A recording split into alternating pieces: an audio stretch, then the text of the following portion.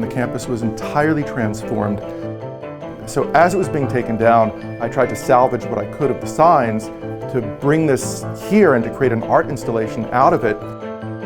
In part for the people who were here, when they would see this, a little bit of nostalgia to remember, wow, what it was like being on Vanderbilt last year, but also for the people who were not here to get a little taste of what it was like, and in addition to that, a bit of a tribute to all the people who did the work to actually transform the campus, which made it possible for us to be here, to be safe, to be teaching, be learning together in person.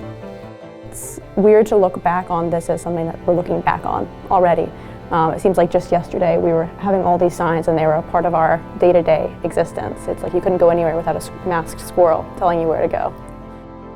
What was strange to me about walking on this exhibit is just how much has already been forgotten about what it was like last year, and how we came back to campus and we were all scared we were going to get sent home like so many other universities had been. And instead, every single day we saw like little cute squirrels and we saw funny posters